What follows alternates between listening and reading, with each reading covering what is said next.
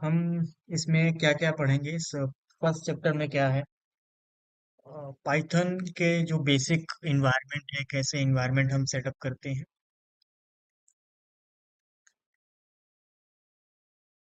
And importance of Python, getting started with Python environment, understand Python interactive mode and scriptive interface. कि interactive mode क्या होता है and N स्क्रिप्टिव interface क्या होता है। वेरिएबल्स, कंस्ट्रक्टर और इंडेंटेशन क्या होता है पाइथन में। लिस्ट बेसिक ऑपरेशंस क्या होते हैं, नंबर्स के ऑपरेशंस, स्ट्रिंग ऑपरेशंस। और पाइथन स्क्रिप्ट हम कैसे रन करते हैं वो चीज़ें हम यहाँ पे समझेंगे। मतलब बेसिक स्टार्टिंग सारी चीज़ें हम डिफाइन करेंगे, कैसे क्या क्या हमको डिफाइन करना होता है। पाइथन एक कह सके ऑब्जेक्ट ओरिएंटेड लैंग्वेज है, हाई लेवल प्रोग्रामिंग लैंग्वेज है। और इसका जो सिंटैक्स होता है बहुत इजी होता है, जिसके थ्रू हम कोई बड़ा कोड भी हम एक शॉर्टर सिंटैक्स में अप्लाई कर सकते हैं। शॉर्टर लाइंस में, कम से कम मिनिमम लाइंस में हम इसको अप्लाई कर सकते हैं कोई भी लॉजिक। और इसका जो सिंटैक्स होता है वो पर्ल जो लैंग्वेज होता है, एक और लैंग्वेज पर्ल होता है जिसके सिमिलर होता है। और एक तरह से इसमें बहुत सारे ऑब्जेक्ट ओरिएंटेड फीचर्स हों, क्योंकि वो एक उप्स लैंग्वेज भी है। ठीक। और इसको स्क्रिप्टिंग लैंग्वेज भी बोलते हैं। स्क्रिप्टिंग इसलिए क्योंकि इसको वेब डेवलपमेंट के लिए भी हम यूज करते हैं। नेक्स्ट, इसके की फीचर्स क्या हैं। Focus on readability. रीडेबल होता है कि हम इसको इजीली समझ सकते हैं इसके कोड को। और कोहेरेंस, सिंप्लिसिटी। कोहेरेंस मीन्स जैसे कि हम किसी भी प्रोसेस को या कोई भी प्रोग्रामिंग लैंग्वेज होती है तो उसको कैसे अप्लाई करना होता है, और कैसे उसको कैसे इम्प्लीमेंट करना होता है, ये सारी चीजें उसमें डिफाइन की जाती हैं।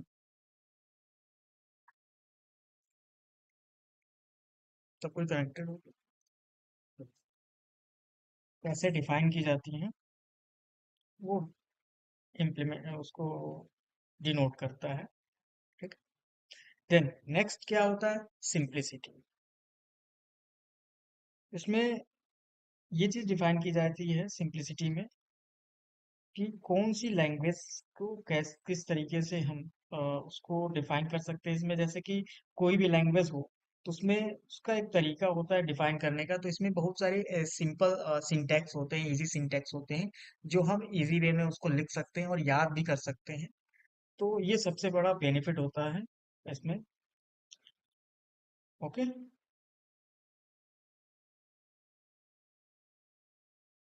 Next,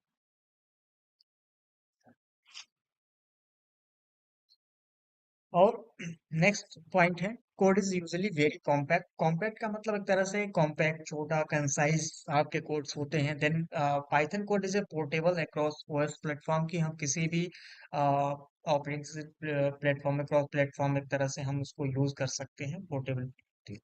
then huge collection of libraries कर सकें, जो थर्ड पार्टी वेंडर्स प्रोवाइड करते हैं। लाइब्रेरीज जैसे कि कोई भी छोटी मोटी लाइब्रेरी, जैसे कि आप कह सकें पांडास भी एक लाइब्रेरीज है। तो इसमें बहुत सारी लाइब्रेरीज, आपके थर्ड पार्टी लाइब्रेरीज आपको मिलते हैं, जो आप इंस्टॉल कर सकते हो और इसको यूज भी कर सकते हो। तो थर्ड पार्टी लाइब्रेरीज चाहे वो डेवलपमेंट से रिलेटेड, वेब डेवलपमेंट से रिलेटेड हो, चाहे आपका ऐप डेवलपमेंट से रिलेटेड हो, ठीक। तो उससे रिलेटेड लाइब्रेरी, बहुत सारी लाइब्रेरीज ये और free of cost third party vendors provide करते हैं। जो अदर जो डेवलपर्स होते हैं, जो उनके थ्रू डेवलप की गई होती है। अब इसको इन्वेंट किसने किया था? इन्वेंट आपका लगभग 90s में हुआ था, 90 देन। और किसके थ्रू डेवलप किया गया था? गूडू वेन रोसो। ठीक। इसको नाम डिफाइन किया, जैसे नेम आफ्टर मोंटी पाइथन, इसका नाम क्या किया है? मोंटी पाइथन डिफाइन किया गया था, नाम रखा गया था। And इसको एक कॉमेडी ग्रुप के यहाँ पे रखा गया था, डिपिक्टिंग इट्स फन फिलोसफी। ठीक है। ये कॉमेडी ग्रुप था, उसी नाम पे हमको इन्होंने क्या है, इसका नाम डिफाइन किया था। ठीक है। और दूसरी चीज कि ये आपका ओपन सोर्स है। ओपन सोर्स का मतलब इसको हम अपने हिसाब से कस्टमाइज कर सकते हैं, इसका कोड को यूज कर सकते हैं। और ये इंटरप्रेटेड लैंग्वेज है, तो इंटरप्रेटर पता है क्या होता है? इंटरप्रेटर एक तरह से क्या होता है कि किसी भी स्क्रिप्ट कोड को या सोर्स कोड को वो लाइन बाय लाइन कंपाइल या ट्रांसलेट करता है मशीन बाइट कोड में या मशीन लैंग्वेज में, ठीक है। जो मशीन उसको रीड करता है और उसके बिहाफ पे आपको रिस्पॉन्स देता है, आउटपुट देता है, ठीक। Then, और इसको कंसीडर भी किया जाता है as a scripting language, but is much more than that. एक तरह से कह सके कि स्क्रिप्टिंग लैंग्वेज इसको डिफाइन किया जाता है, लेकिन उससे ज्यादा ये आपका डेटा साइंस में भी यूज किया जाता है, उसके साथ साथ ऐप डेवलपमेंट में भी यूज किया जाता है, ठीक है। तो स्क्रिप्टिंग मीन्स कि वेब डेवलपमेंट, जो वेब डेवलपमेंट प्रोवाइड करता है जो लैंग्वेज, उसको स्क्रिप्टिंग लैंग्वेज भी बोला जाता है। स्केलेबल, कि हम जैसे चाहें उसको ऐसे हम यूज कर सकते हैं। Object oriented and then functional, इसको हम फंक्शनल बेस्ड भी यूज कर सकते हैं और ऑब्जेक्ट ओरिएंटेड भी यूज कर सकते हैं। देन उसके बाद क्या होता है, ये कौन कौन सी चीजें इसको यूज करती हैं, कौन कौन सी कंपनी, जैसे गूगल है, और भी कंपनी जैसे कि आपका मेरे ख्याल से और भी कंपनीज हैं जो मैं डिफाइन कर सकता हूँ आपको, जैसे कि स्क्राइबल या पिंटरेस्ट करके एक और कंपनी, पिंटरेस्ट, ठीक। ये कंपनी है, ये भी आपका यूज करती है एज ए पाइथन, ठीक। जिसके थ्रू ये डेवलप किया गया ये वेबसाइट, ठीक। तो ये पाइथन बेस्ड ही वेबसाइट है। और दूसरी वेबसाइट क्या है, बहुत सारी वेबसाइट्स हैं, इसमें ये पहला एग्जांपल है। दूसरा एग्जांपल आपका एक गूगल है। तो गूगल अपने डेटा को एनालाइज किसके थ्रू करता है, पाइथन के थ्रू करता है। Then, उसके बाद क्या होता है, Python knowledge is high trending currently. जैसे कि मैं कहूँ कि अगर पाइथन है तो पाइथन एक तरह से जो हम डिफाइन कर सकते हैं, ये जितने भी वेब डेवलपमेंट हो या हर जगह आपका डेटा को एनालाइज करना, उसको क्लीन करना, डेटा को क्लीन करना, या डेटा पे जब हम वर्क करते हैं तो उसके लिए की जाती है मोस्टली, क्योंकि इसका जो कोड होता है वो छोटा होता है, कंसाइज होता है, कॉम्पैक्ट होता है, और इजी वे में इसको हम याद भी कर सकते हैं इस कोड को, और लिख भी सकते हैं, ठीक है। जय, कौन कौन सी कंपनीज इसको यूज करती हैं, यूट्यूब, याहू, ठीक, Yahoo maps, drop box, Google, ठीक।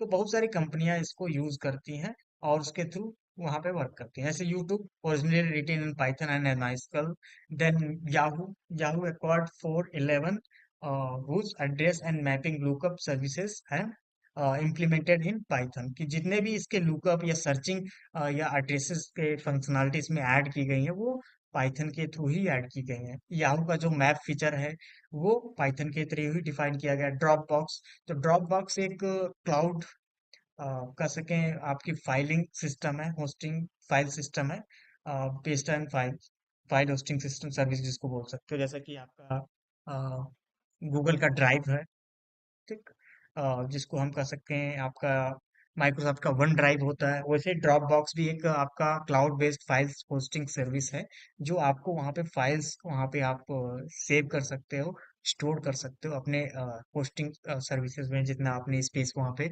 परचेज किया हुआ है।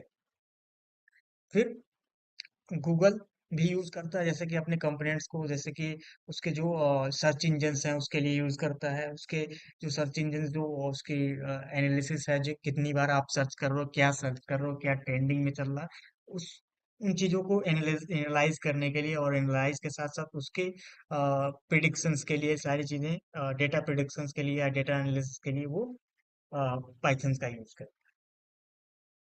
है। अब इसमें क्या क्या यूज चीजें डिफाइन करते हैं, ये एक तरह से स्क्रिप्टिंग स्क्रिप्टिंग के लिए भी यूज किया जाता है। पाइथन के बहुत सारे यूज हैं, लेकिन जो यूज इसमें कुछ मेंशन किए गए हैं जो इस समय यूज किए जाते हैं, एक तरह से जैसे एम्बेडेड स्क्रिप्टिंग, इमेज प्रोसेसिंग। जैसे इमेज प्रोसेसिंग की मतलब, जैसे कि आप इमेज पे कोई इफेक्ट लगाना, बैकग्राउंड रिमूवर एज यूज करना, इमेज टू टेक्स्ट कन्वर्ट करना, इस तरीके से बहुत सारी चीजें होती हैं। इमेज एप्लीकेशन आप बना सकते हो, आर्टिफिशियल इंटेलिजेंस पे, AI पे भी आप एप्लीकेशन बना सकते हो, GUI एप्लीकेशन जिसको बोलते हैं, ग्राफिकल यूजर इंटरफेस एप्लीकेशन बना सकते हो।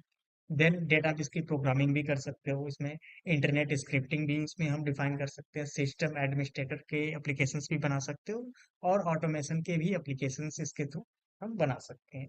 तो ये इसके साथ साथ और भी काम में हम इसको ला सकते हैं, लेकिन जो ये आपके क्या होता है, कुछ कॉमन यूजर है जो इस समय करेंटली हो रहे हैं, इस पे वर्क किए जा रहे हैं, इमेज प्रोसेसिंग या एआई और मशीन लर्निंग पे बेस्ड।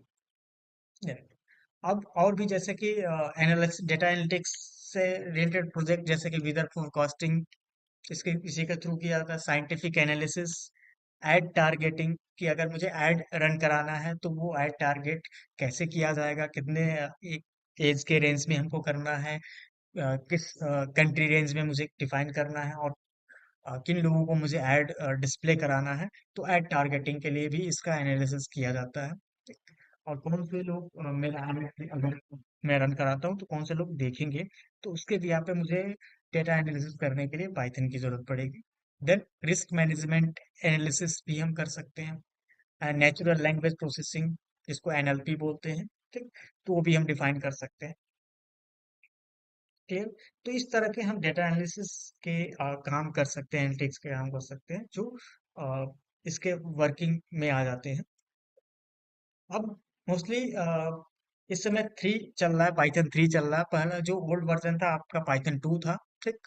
अब इस समय करेंटली हम क्या यूज कर रहे हैं, इसमें 3.5 नहीं चल रहा है, मेरे ख्याल से 3.11 या 12 चल रहा होगा। तो यहाँ पे आप देख सकते हो करेंटली क्या चल रहा है। तो कैसे चेक करोगे, तो यहाँ पे आप चेक कर सकते हो पाइथन, और डाउनलोड्स पे जाएंगे तो यहाँ पे पाइथन का करेंट वर्जन आपका दिखेगा 3.12.1, ठीक है। तो अगर इसको डाउनलोड करना है तो सबसे पहले यहाँ से हम डाउनलोड कर सकते हैं, ठीक है। तो करेंट वर्जन ये है आपका।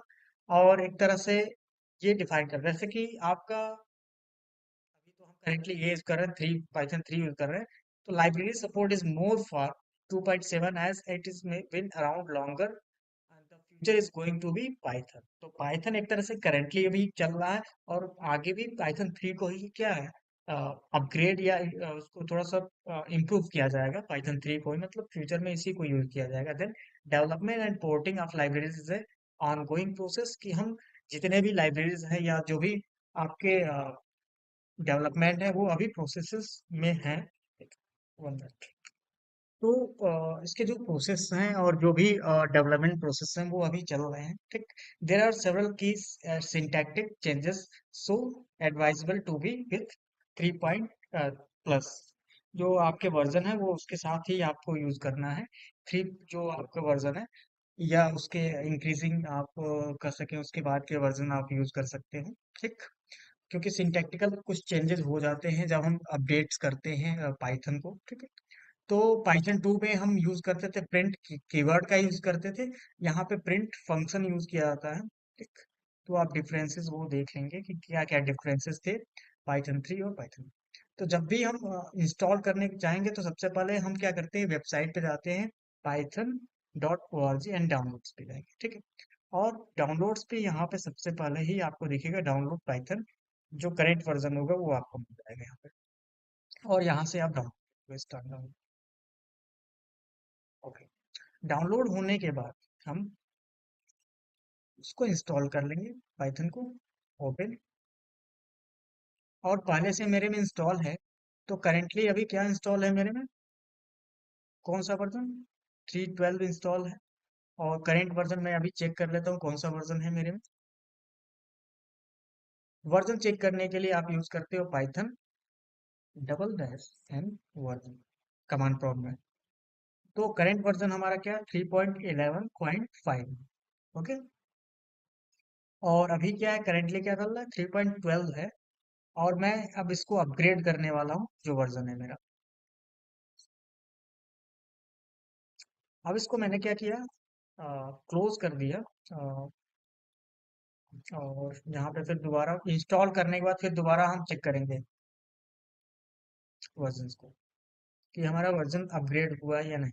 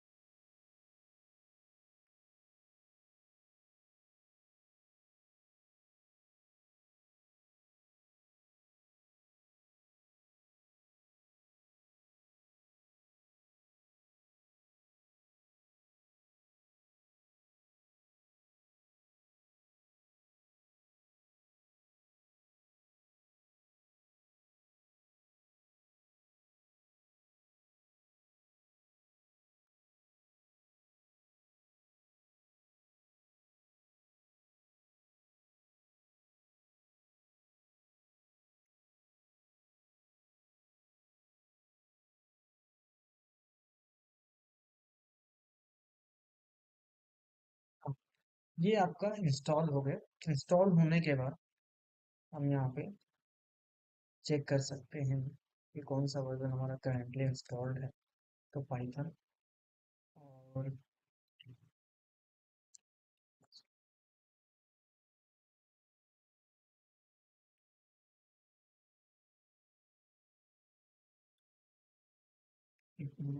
यहाँ से हम लेंगे पहले हम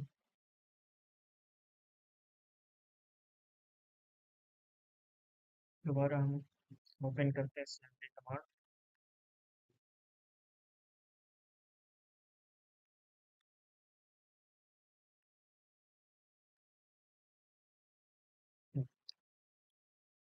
three point twelve point zero, ठीक है। तो ये हमारा लेटेस्ट वर्जन इंस्टॉल। तो ये चीज़ आप ऐसे करके चेक कर सकते हो। ये कमांड होता है पाइथन का, जो लेटेस्ट वर्जन आपका जो इंस्टॉल्ड है आपके सिस्टम में वो दिखेगा, ठीक है? कौन सा वर्जन आपने इंस्टॉल कर रखा है। अब ये वेबसाइट थी जहाँ से हमने डाउनलोड किया। अब इसको कैसे यूज करना होता है, तो इसमें कर सकें जो पाइथन पाइथन यूज करने का तरीका होता है वो दो तरीका होता है, एक इंटरेक्टिव और एक स्क्रिप्टिव मोड होता है। इंटरेक्टिव मोड क्या होता है, allow one two quickly interact with the Python on a command line interface. तो इंटरेक्टिव मोड होता है, एक स्क्रिप्टिव मोड है। स्क्रिप्ट का मतलब पूरा कोड आप लिखोगे, उसको रन कराओगे तब जाके एग्जीक्यूट होता है। और एक होता है लाइन बाय लाइन, वो एग्जीक्यूट होता जाएगा और आपको आउटपुट मिलता जाएगा, ठीक है। तो आपको कैसे यूज करना है, तो सबसे पहले इंटरेक्टिव मोड के लिए आपका एक पाइथन पाइथन सेल होता है, ठीक। ये तो इसमें जो आप लिखोगे वो इंटरेक्टिव मोड में होता है। जैसे कि एक लाइन लिखी और उस लाइन को जैसे इंटर किया वो आपको आउटपुट दे देता है। जैसे मैंने यहाँ पे लिखा प्रिंट और मैंने लिखा यहाँ पे हेलो। तो इसको बोलते हैं interactive mode. Line by line लिखते जाओगे वो आपको आउटपुट मिलता जाएगा, ठीक है। जैसे मैंने एक वेरिएबल डिफाइन किया, उसके अंदर कोई वैल्यू डिफाइन की और मैंने यहाँ पे लिखा print hello and then multiply E. तो ये एक तरह से क्या होता है, वो लाइन बाय लाइन लिखते जाता है और आपका आउटपुट आता रहता है, ठीक है। क्लियर। तो इसको बोलते हैं इंटरेक्टिव मोड। एंड सेकेंड होता है आपका स्क्रिप्टिव मोड। तो स्क्रिप्टिव मोड किसमें लिखते हैं, तो ये आपका इंटरेक्टिव पाइथन सेल के अंदर लिखा जाता है। पाइथन सेल के अंदर ये आपका रहा पाइथन सेल। इसको बोलते हैं पाइथन सेल सेल कमांड, जहाँ पे हम कमांड्स लिखते हैं लाइन बाय लाइन और आपको आउटपुट मिलता है, जिसको हम इंटरेक्टिव मोड बोलते हैं। देन अगर मुझे पूरा कोड लिख करके आउटपुट फिर कराना है, तो उसके लिए क्या होता है, आपका स्क्रिप्टिव मोड होता है। और स्क्रिप्टिंग मोड में हम पूरा प्रोग्राम लिखते हैं उसके बाद रन कराते हैं। उसके लिए का पाइथन आइडियली होता है यहाँ पे,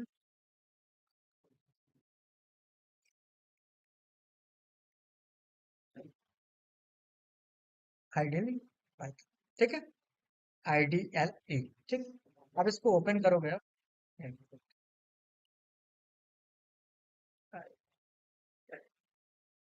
लेटेस्ट वाला ओपन कर लेना। अब इसमें देखोगे यहाँ ऑप्शन आपको मिल जाएगा ऐसे। इसमें भी इंटरेक्टिव मोड होता है, लेकिन इसमें आपको एक न्यू फाइल बनाने को मिलता है। न्यू फाइल आपने बनाई और इसमें आप कोड लिख सकते हो। जैसे मैंने यहाँ पे लिखा वेरिएबल एक डिफाइन किया 5। देन उसके बाद मैंने यहाँ पे लिखा प्रिंट ए 6, या मैंने लिख दिया 3। अब मुझे यहाँ पे इसको रन कराना है, तो उसको पहले मुझे सेव करना होगा फाइल को। तो यहाँ पे मैं पहले फाइल को सेव करूंगा। मैंने लिख दिया पाइथन प्रोग्राम। और पाइथन फाइल ये पहले सेलेक्टेड है, तो हमको एक्सटेंशन देने की जरूरत नहीं है। ऑटोमेटिक वो लग जाता है, डॉट पी वाई अपने आप वो ऐड हो जाएगा। अब इसको रन कराने के लिए यहाँ पे रन ऑप्शन होता है, तो रन मॉड्यूल। तो जैसे रन करोगे आपको आउटपुट मिल जाएगा, क्योंकि आपने यहाँ पे क्या लिखा हुआ है, ए में आपकी 5 वैल्यू है और ए का आप पावर ऑफ 3 आप अप्लाई कर रहे हो, तो पावर ऑफ 3 क्या वैल्यू आ जाएगी, 120, ठीक। तो इस प्रोसेस को बोलते हैं आप जो डिफाइन कर रहे हो वो बोलते हैं स्क्रिप्टिंग मोड। ठीक, कि एक बार पूरा कोड हम लिख देते हैं और उस कोड को आप क्या करते हो, उस प्रोग्राम को सेव करते हैं और सेव करने के बाद एग्जीक्यूट करते हैं। क्लियर? तो दो तरीके होते हैं प्रोग्राम को रन कराने के लिए, एक इंटरेक्टिव मोड जो कमांड में लिखते हैं, ठीक है, जो पाइथन सेल के अंदर लिखा जाता है। दूसरा होता है स्क्रिप्टिंग मोड, जो हम कमांड पूरे कोड को लिखते हैं, सेव करते हैं, देन एग्जीक्यूट करते हैं। ठीक है। Next. अब कमेंट्स क्या होते हैं, लिटरल्स क्या होते हैं, देन वेरिएबल्स क्या होता है। तो कभी भी अगर हमें कमेंट्स लिखना हो तो हम हैश टैग का यूज करते हैं, हैश। और जो भी हैश जो आपका कीवर्ड होता है, जो सिंबल होता है, उसके बाद जो भी लिखा जाता है वो एक तरह से सिंगल लाइन कमेंट रिकॉग्नाइज किया जाता है। लिटरल्स कांस्टेंट क्या होता है? एक मिनट। हेलो। हेलो। हाँ।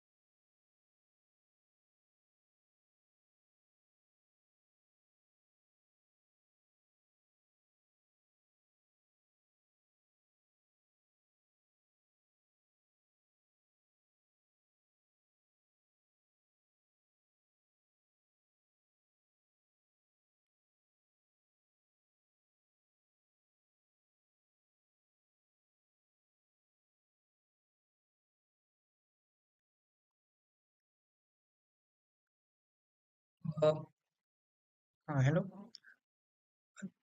तो हमारा जो लिटरल्स है और लिटरल कांस्टेंट है, लिटरल का क्या होता है कि किसी भी वैल्यू को हम लिटरल्स बोलते हैं, चाहे वो स्ट्रिंग हो, स्ट्रिंग टाइप हो, इन टाइप हो, फ्लोट हो, बूलियन हो।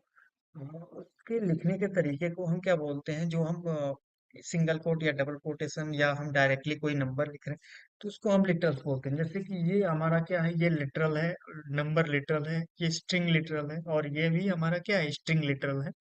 तो इसको लिटरल्स बोलते हैं। देन ये क्या है, हमारा वेरिएबल है। ठीक। तो लिटरल कांस्टेंट वैल्यू को बोलते हैं, जैसे कि ये भी है हमारा कांस्टेंट वैल्यू है। तो ये कांस्टेंट जो नंबर टाइप कांस्टेंट है, ये हम लिटरल इसको बोलते हैं। ठीक। तो जो भी आपके वैल्यूज होते हैं, एनी नंबर और स्ट्रिंग वैल्यू, किसी भी नंबर या स्ट्रिंग वैल्यू को हम क्या बोलते हैं, लिटरल कांस्टेंट बोलते हैं। या किसी बुलियन टाइप की भी वैल्यूज को हम क्या बोलते हैं, कांस्टेंट लिटरल बोलते हैं। देन वेरिएबल क्या होता है, user defined container that can hold a literal value, जो लिटरल वैल्यू को क्या करता है, होल्ड करता है। जैसे 10 है, होल्ड हो रहा है यहाँ पे, हेलो होल्ड किया मैंने, वर्ल्ड होल्ड किया। तो हम स्ट्रिंग को सिंगल कोट के अंदर भी रख सकते हैं, डबल कोटेशन के अंदर भी रख सकते हैं। ठीक है। जैसे कि यहाँ पे हम अप्लाई कर सकते हैं। अब आते हैं, जैसे यहाँ पे मैंने डिफाइन किया। अब यहाँ पे हम जुपिटर पे भी इसको रन करा सकते हैं। तो यहाँ पे हम लिख सकते हैं, एक वेरिएबल मैंने डिफाइन किया फाइव, और एक वेरिएबल मैंने डिफाइन किया बी, इसके अंदर 8 मैंने असाइन किया। अब यहाँ पे मैं अप्लाई कर सकता हूँ ए प्लस।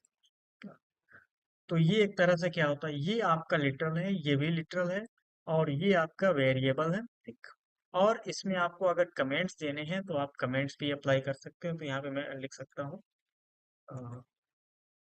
Adding two numbers.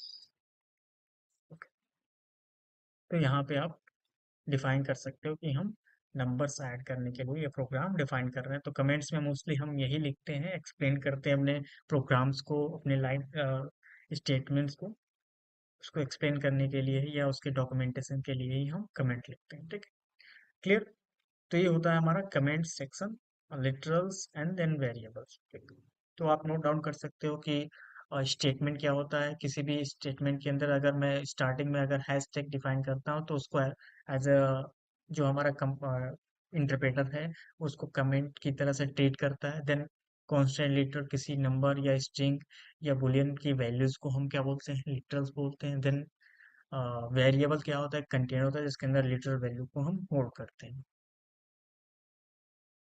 अब पाइथन के आइडेंटिफायर्स होते हैं कुछ। तो आइडेंटिफायर क्या होता है, किसी भी नेम को हम बोल सकते हैं जो एक तरह से रूल होता है कि उसके नाम को कैसे डिफाइन करना है। जैसे वेरिएबल अगर हम डिक्लेयर कर रहे हैं, फंक्शन डिक्लेयर कर रहे हैं, क्लासेस डिक्लेयर कर रहे हैं, ऑब्जेक्ट डिक्लेयर कर रहे हैं, तो उसके नाम को कैसे लिखा जाएगा, तो उसके नेम को ही हम क्या बोलते हैं, आइडेंटिफायर नेम्स बोलते हैं। जैसे variable identifier, function identifier, class identifier, object identifier, ठीक। तो उसके कुछ रूल्स भी हैं कि किस नेम को कैसे लिखना होता है, क्या क्या चीजें डिफाइन करनी होती हैं। तो अभी यहाँ पे कुछ रूल्स हैं नीचे दिए गए हैं कि इन सब के, जैसे कि वेरिएबल का नाम डिक्लेयर करना, फंक्शन नेम डिक्लेयर करना, क्लास नेम या ऑब्जेक्ट नेम डिक्लेयर करना है। तो इसके कुछ रूल्स हैं यहाँ पे जो आपको फॉलो करने होते हैं। अगर इस रूल्स को आप फॉलो नहीं करते हो तो वो एरर थ्रो करता है। तो स्टार्टिंग में हमको क्या क्या लिखना है कि किसी वेरिएबल का नाम हम स्टार्ट कहाँ से करेंगे। तो स्टार्ट में आप कैपिटल लेटर या स्मॉल लेटर या अंडरस्कोर से स्टार्टिंग कर सकते हो आप। फर्स्ट रूल ये है। दूसरा रूल ये है कि आप किसी भी कैरेक्टर, जैसे following character could also include digit. तो इसमें क्या है कि उसके बाद कि आप स्टार्टिंग में कोई भी लेटर स्मॉल या कैपिटल देन अंडरस्कोर स्टार्टिंग से कर सकते हो, लेकिन उसके बाद आप क्या है, डिजिट का यूज करोगे। स्टार्टिंग में डिजिट का नहीं, उसके बाद फॉलोइंग कैरेक्टर क्या होगा, could be also include digit. Then case sensitive, तो आप अगर एच कैपिटल करके हेलो लिख रहे हो, स्मॉल करके हेलो लिख रहे हो, कैप्स लॉक पूरा करके हेलो लिख रहे हो, तो ये तीनों आइडेंटिफायर क्या है, डिफरेंट माने जाएंगे। क्यों? किस वजह से कि आपका जो लैंग्वेज है केस सेंसिटिव है, ठीक है। तो तीनों वेरिएबल्स या आइडेंटिफायर डिफरेंट माने जाएंगे, ठीक। फोर्थ रूल क्या है, only special character allowed is the underscore. तो ना ही एट द रेट या नॉट, कोई भी स्पेशल कैरेक्टर के अलावा आपका कोई भी अंडरस्कोर के अलावा अलाउड नहीं है, ठीक। तो अंडरस्कोर की केवल यूज कर सकते हो आप वर्ड सेपरेशन के लिए, या आप किसी वर्ड को सेपरेट करने के लिए एक दूसरे से हम डिफाइन कर सकते हैं।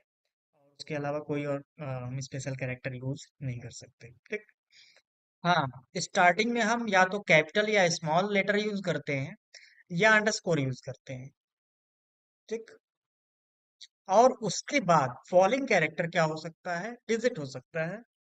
तो डिजिट हमारा स्टार्टिंग में नहीं, हमेशा लास्ट में होता है। मिड में भी कर सकते हो आप, ठीक। स्टार्टिंग बस आपका क्या होता है, स्मॉल या कैपिटल लेटर या अंडरस्कोर हो सकता है, ठीक है। और आपने कोई अगर केस चेंज किया तो वो अलग अलग डिफरेंट आइडेंटिफायर माना जाता है according to case sensitive method.